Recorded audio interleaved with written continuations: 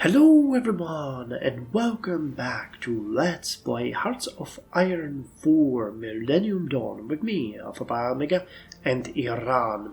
So first of all, thank you all for the wonderful reception of the first 3 episodes. I'm very happy that you decided to voice your support both through comments and the amount of likes that I got, and I'm hoping that you are going to continue enjoying the series. To the actual series, for the upcoming episodes, we are going to follow up the same thing that we started with in the previous episode, which is we need to get the budget under control and then sort of grow our economy. Now, a couple of important things that were voiced in the comments. I know that we are getting very little penalty for not having the precious metals, but I still choose at this point to import it because just for roleplay reasons, we cannot really manufacture something that we don't have the resources for, or, we can try to hack it somehow, but I'd prefer to do it this way. There was also a question from Wolfau about the anti-corruption focuses that we have available. Now, unfortunately, apart from the 2 that we are going to get with the police, the one we already got, which is the economic security police, and the second one is military police training. All of the other focuses, and there is quite a lot of them, are quite far away for us. There's one here, crackdown on drug smuggling, which is great, but it's all the way down here under the economic focuses of the IMIDRO, which we are going to look into, but look at how many there are before it. There's another one down here under the Islamic Revolutionary Guard Corps, Revolutionary Political Correctness, but again, it's quite a way down, and this one is much less beneficial for us because it is located deep below the military tree. And then there's a couple of here, but I'm not sure if any of these actually deals... Okay, this one deals with corruption directly. Force them to resign. But that one is... Wow, that one is really far away. And I don't even know if we have access to this. I think this might be locked behind... No. We should have access to this one. Okay. And I saw one more, but that one was also very far. Oh yeah, here it is. A life. So we do have quite a lot of focuses. Yeah, these ones are not available for us. Disband the Bosch. No, that one is also not available to us. Okay, so we have a couple of them available. I think I counted 3, which means we could lower the corruption from 6 to 3. Each bump of the corruption removal gives us a bit of extra stability, a bit of research speed, a bit of factory output, a bit of counterintelligence, and tax revenue all the way up to level 4. You get increments of 5%, and then you get 2%, and at negligible corruption you have only very little benefit of 1%. But the last research speed is increased by 4%. It's actually a nice bonus. Either way, we all know corruption is bad, so having it removed as fast as possible is of course something that we want to look into. But I think, honestly, it's not going to be that much of a priority after we deal with the police. I was thinking that we might look here.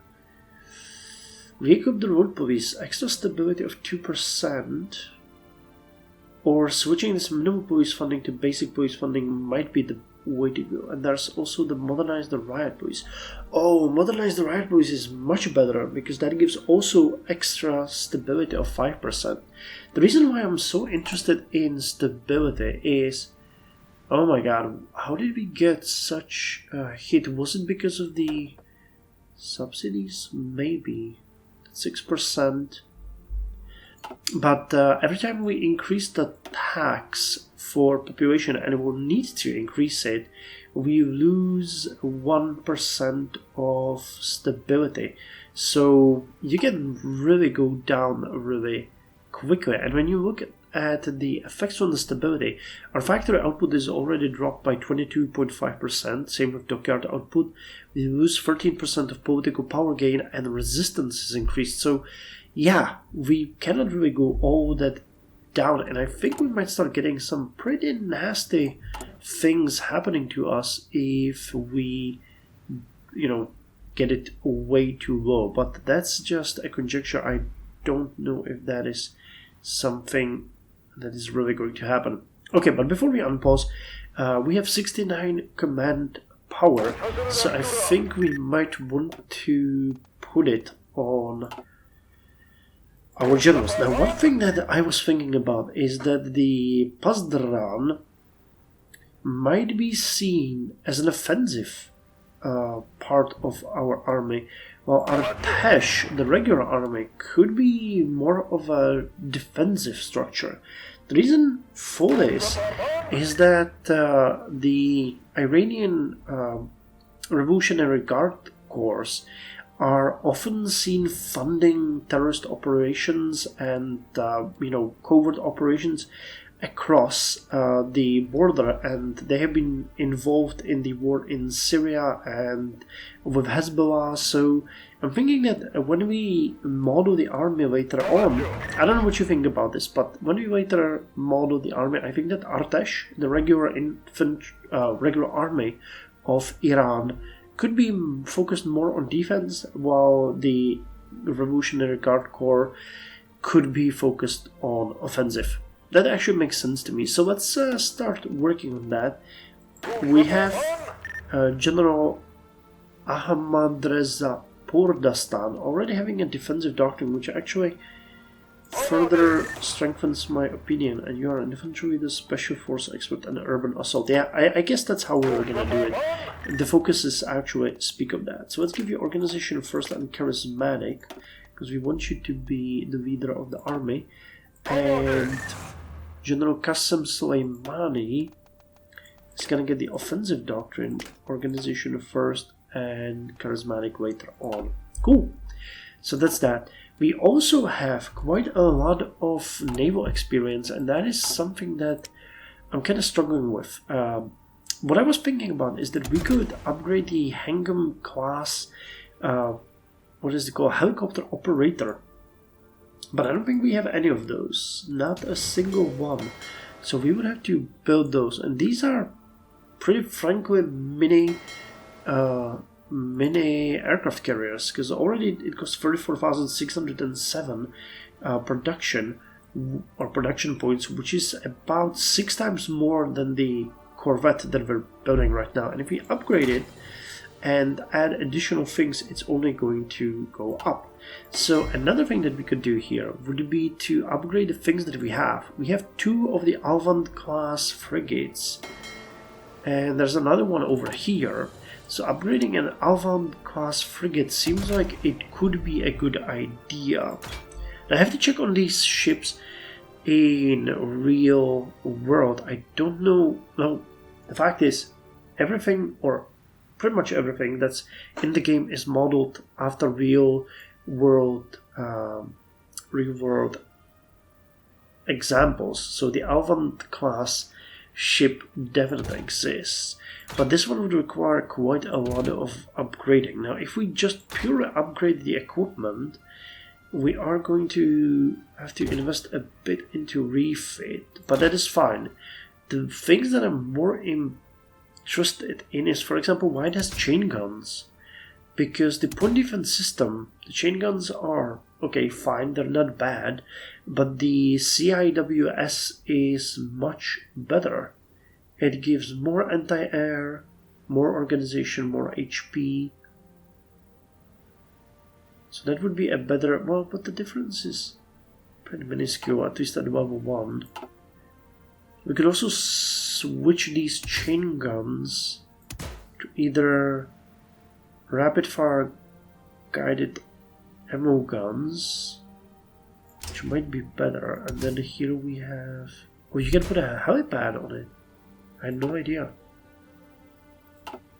Yeah, it's an anti-submarine mortar, so you are a submarine hunter. Okay, then. ASV torpedoes. Surface visibility, anti-submarine warfare. It would make sense to upgrade all the batteries. The attack would be dropped, but piercing would be higher. And that's 21 XP. Okay, so let's call this Avant 2 class. I noticed that Iranians use this kind of numbering behind their tanks and equipment, so I think we're gonna stick to this nomenclature. So Avant 2 class has a nice increase in light attack, light piercing, it's nearly doubled. Anti-ship is increased, anti-air is increased, fuel usage is dropped actually, surface visibility is dropped, detection is increased, sub-detection. Yeah, this is pretty good, and it's gonna cost about 2,700 points to refit these. Okay, so let's do that. And I think at this point we should have... Oh no. No, you can. Okay, good. So let's schedule you for refits. And same for you. Okay, when are we finishing that ship? On the 3rd of August next year. Okay, so then that I was, I guess, a bit hasty. We have only one dockyard. Okay. Well, then let's make it just literally one ship. Because the rest of the ships will need to be upgraded. Well, at least we scheduled it. I don't think we're gonna use the Navy anytime soon. But it might, you know what, it might make sense to actually get rid of this for now, and once this ship is finished we are going to send you guys to be upgraded. And what about the Bayandor class corvettes? And Hamzeh class. The Hamzeh can be upgraded to Bayandor, okay, and Bayandor, what is that? Bayandor class corvette. Oh wow, that one can be heavily upgraded. ASV torpedoes, what about the chain guns? If we gave you anti-aircraft missile, that is way better. Okay, so this is gonna be, how was it spelled? Bayandor 2 class. Cool. Okay, so we have invested some experience into our navy, which is good. And now we need to start looking more at the economy again. The Ambient Military Academy is gonna give us a bit of command power and grants us army experience gain. Now that's really good because we need to design the IFV APC and we need to upgrade our Zulfigar tank. Well, the Zulfigar is not bad per se. We can quickly upgrade it, we can add additional things on it, like the explosive armor. The SAM launchers, damn, okay, you would give an anti-air attack, interesting. Spaced armor. Barrel extension, wow, that would increase the piercing really nicely. Or the blowout panels that would increase the reliability. Yeah, the boost to armor, breakthrough, and defense would be massive, so we really need to upgrade this. And if we gave it a bit more armor and gave it, what was it? Not the spaced armor, it was the blowout panel.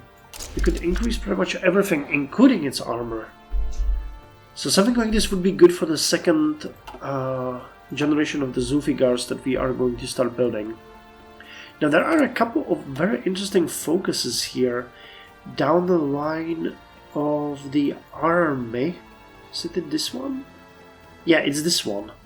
You can revitalize the military, getting extra military industry. Then you get a bunch of really good bonuses. And then there's reverse engineering here, which gives you actually 3 extra military factories. and then trial and error gives you land doctrines. Or you can go with black market exports, getting extra income, and then a lot of experience. But I think free factories are fairly easy choice here. And then the Revolutionary Guards actually will attrition, give you more military factories. And then there's a bunch of things focused on counterintelligence, stability, and then the Revolutionary Political Correctness would remove more corruption. So once we start doing that, it might be worth going through with it till the end. But we'll see. We shall see. What about you? Alifadavi, you are the leader of the Caspian Sea Fleet. Lancer? Torpedo review chance is a good thing. And then missile expert and loading drill master. Well, corvettes it is for you. I don't really see much of a reason to put more than a handful of ships into the Caspian Sea, but there are some. I mean, Kazakhstan and Russia might have some fleets here, which will, of course, affect us, you know, speaking of experience.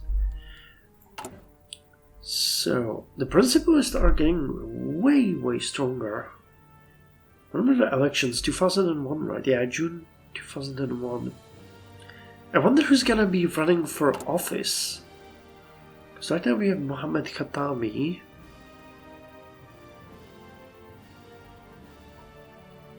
East Coast. Political power. I'm thinking of actually paying for one more corruption lowering. That would put us at medium corruption, which is 10 extra % of income.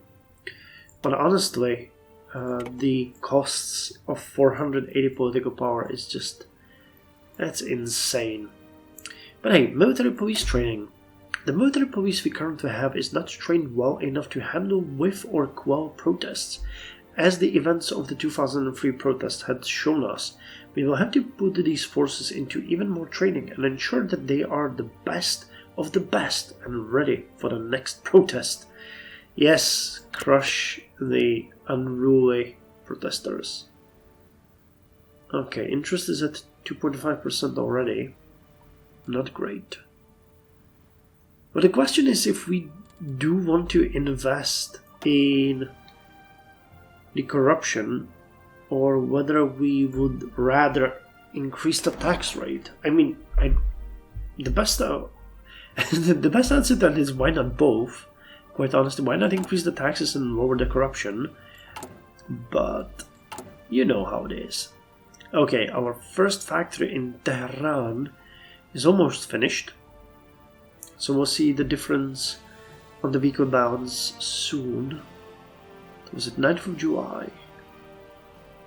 Okay, I think it's gonna give us like 50 million per week, something like that in income. This is why I really like the civilian factories instead of the office buildings. I know that the office complexes give you more money, but the civilian factories actually help you increase the economy even further. Okay, how much are we getting from civilian factories? 0.56 billion. We have 12.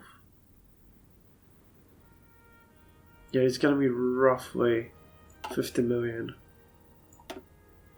Wanted. Well, no, actually it's 100 million. Interesting. Didn't know that. And the next factory actually started working already. Good. So Tehran, we can schedule another factory over there. Sure, I might consider how much is the infrastructure. You know what? I think we might want to build the infrastructure here before we do anything. Okay, that would give us one extra iron production. Okay, we get bonuses just to... Okay, here we will get oil. We would also get oil. Wow, we do have so much oil. That is insane. 22.5 thousand. And we're not exporting almost any of it. That is just sad. Okay, so the military police training took only 30 days, so we already have it. So let's see how that's gonna help us with the budget leveling. I mean, as long as we keep the stable growth, we are fine. But once it drops, it's gonna be a nightmare. Okay, so we shaved off another 200 million per week, which is great. Pacification and management strategies. People security. Now this would give us stability, and stability is good. But I have to see how much we would be paying for the police. The basic police, we would actually go to high police and intelligent funding. It's 10% extra stability and a bunch of other really good bonuses. But we would be paying roughly 600 million more. So we actually have to wait. Let's not do anything crazy. Vaja would give us a base stability of 5% extra. So that is a good candidate for the next thing. Revitalizing the military would give us a military factory. Army would get us a military factory. You would give us resource gain efficiency and bonuses to a bunch of things. I was eyeing the IROST focus because that gives construction speed and research speed bonuses, and then you get a bunch of stability and health cost multipliers here, and tax multiplier as well over here. And getting the extra construction speed of 5% early on might not be so bad. And then we could do this one because I would really like to get extra infrastructure, extra civilian, and extra 10 precious metals in Kavir. So that would be ideal. But what do we do first and what do we do next? So political power. You don't give any stability. You do. But I'd be more interested in the tax revenue of 4 extra % and lower the health costs. We're paying a decent amount for it. Oh wow, we definitely cannot go higher at this point. So let us actually get this one first. The construction speed of 5% will snowball, and then we can get the modified population bonuses and tax revenue. Stability, health cost, research speed, stability, war support, health cost, stability, political power, research speed. Wow, these are really good, but each one of those takes quite some time. So I think I'm gonna go with this one, and then the tax revenues. And then we're gonna do the precious metals and finish up this one. Is there anything better that we could get at this point? I mean, Vaja gives us 5% bonus, and it would give us an agency. Yeah, we can do that once we start raising the taxes. So let's start with the IROST, construction and research speed bonus. The Iranian Research Organization for Science and Technology, IROST, is a comprehensive science policy research center directly attached to the Ministry of Science, Research and Technology of Iran. The IROST is the biggest research center in Iran and is particularly engaged in development of strategies, policies, R&D systems, and alternative energy sources, such as solar energy and nuclear energy. I never really connected Iran with nuclear and solar, though they do have fairly good Fairly good position for that. Okay, treasury is slightly better, but the interest rate is increasing. Yeah, we're paying about 4 times more than what we did in the beginning for the interest. And now, do we want to lower the corruption, thus getting extra tax revenue of 5%, or do we want to start increasing taxes? Sure, you don't affect stability, do you? No, just research speed and factory output.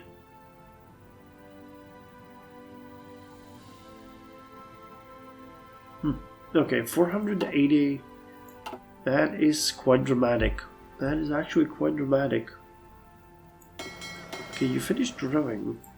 So now I can just drill for the sake of drilling. And how are we doing on the equipment here? The main battle tank still is going to take over 6,600 days. And these ones we are not producing. But here, we're making a train, a second train actually, I think. And we get enough ATGMs and small arms, that's good. Armed Forces Revolutionary Council has capitulated. Sierra Leonean government has gone into exile and their main forces have capitulated to Sierra Leone, who is now in control of their home area. Well, good for them. Good for them. Now I want to see how Hezbollah is doing. Wait, is there a war going on? No, you're just drawing. Okay, gotcha. So Hezbollah.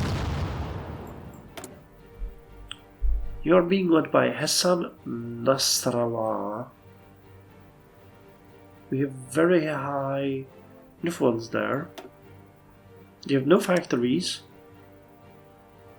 But you got 17,000 men in manpower. The service brigade, regular brigade, and special units. Are you a puppet or something? No, we're in the same faction. Okay, so we can see your current situation. And you're improving relations with Lebanon. That's actually an interesting thing to see. I'm not entirely sure how that is playing out. Okay. So we finished the Iranian Research Organization for Science and Technology, and now we can take advantage of the IFDA, which is going to give us extra 2% monthly population and the population tax revenue of 3%. The Iranian Food and Drug Administration, or IFDA, is similar to the FDA of all nations, that being its mission of food quality and drug safety via regulation. 4 days. Goody goody. Okay, building the next factory in Isfahan. Did they finish that?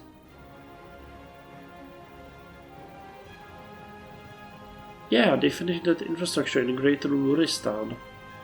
Good. Good, good, good. More like that. More like that. Will our president do us any good with anything here?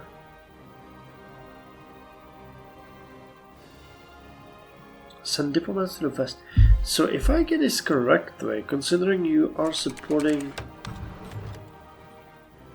the reformists, you are most likely going to lose in the next round of elections. Interesting proposal. One of the ministers reached out and said that few organization and law changes can be made to optimize performance of our military complex, though it will require some personal connection to move faster. We get corrupted defense complex management. Attack and defense dropped by 10%. Army wages lowered by 25%. Navy cost and Air Force also lowered. But we can increase corruption. Nope. We're not working on the corruption so hard, only for you to throw me away how to shoot myself in the leg. Okay, so the next factor is going to be done on 20th of December 2000. Good. Good, good, good. Then one in Azerbaijan, and Tehran Saman is gonna build us the office. I actually think we're gonna first build the infrastructure there. Actually, could I make it 2? No, we're gonna build just 1 for now, and later on we're gonna get additional 1. Now the one that we wanted, the precious metals one, it's priority Kerman. Kavir, add 1 infrastructure. Where is Kavir? Ah, here, okay. So there literally is nothing in Kavir, but we will get 10 extra rare minerals. Yeah, I think once we finish with the IFDA, we're gonna go with the check standards of food production factories, which lowers the health cost and increases the tax revenue, and we're gonna just jump on the IMDRO and go with Kerman, get an extra civilian factory and political power, and then we'll get the Sashishmech copper. Cool. Yeah, it sounds like a plan. It sounds like a plan.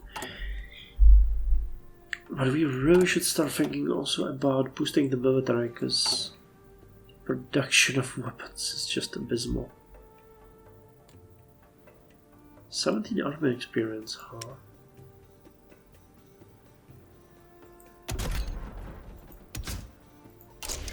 It'd be enough for us to... I'm just clicking, guys. I just want to see how much... 21. Okay, so when we get 21 army experience, we might design our first IFV. We don't have anything to produce it with, but we can design it. I could take away 1 factory from the guns, but I don't think that's a good idea. Those are elementary, Watson. 2.6 interest rate. Well, weaker balance is still the same, so we're not really suffering. And let me see if this is gonna improve our situation. It should.